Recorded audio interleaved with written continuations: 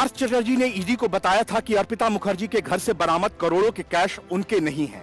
वो महज एक चौकीदार थे जिसका काम पैसों की रखवाली करना था।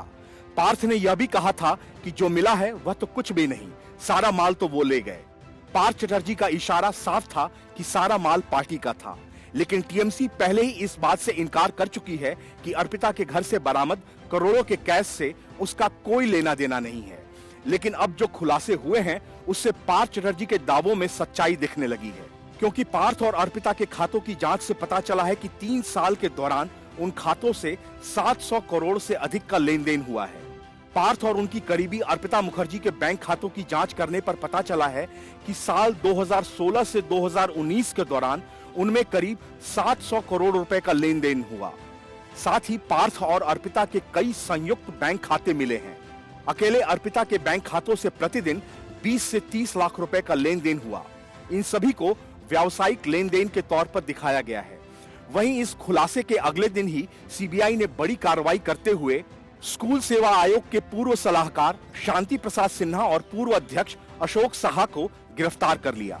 शिक्षक भर्ती घोटाले में ममता बनर्जी सरकार पर दबाव बढ़ता जा रहा है। योग्य उम्मीदवार ममता सरकार पर निशाना साध रहे हैं और आंदोलन कर रहे हैं।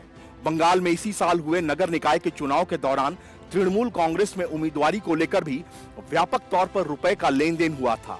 शिक्षक भर्ती घोटाले की जांच में ईडी को इसका पता चला है।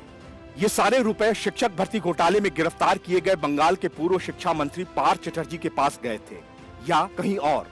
ईडी इसका पता लगाने में जुट गई है।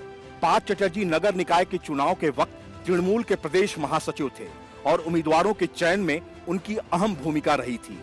नगर निकाय के चुनाव के समय तृणमूल में उम्मीदवारी को लेकर काफी विवाद हुआ था, जिसकी वजह से बाद में उम्मीदवारों की सूची में बदलाव भी करना पड़ा था। ईडी को पता चला है कि शिक्षक की नौकरी बेचने को लेकर रुपए का लेन देन स्कूल सर्विस कमीशन के कार्यालय के बाहर होता था। पार्थ के बेहद भरोसेमंद 2 लोग इस बाबत रुपए की उगाही करते थे। अब पार्थ और अर्पिता से सीबीआई करेगी पूछताछ शिक्षक भर्ती घोटाले में। ईडी द्वारा पार्थ चटर्जी तथा उनकी महिला मित्र अर्पिता मुखर्जी को गिरफ्तार करने के बाद अब सीबीआई दोनों को अपनी हिरासत में लेकर पूछताछ करने की तैयारी में है। सीबीआई इस घोटाले की मूल मामले की जांच कर रही है। केंद्रीय जांच एजेंसी के एक वरिष्ठ अधिकारी के मुताबिक इसके लिए विशेष अदालत में आवेदन किया जाएगा। सीबीआई का कहना है कि इस मामले की जांच के दौरान कई अहम तथ्य मिले हैं, जिसके लिए पार्थ और अर्पिता से पूछताछ जरूरी है।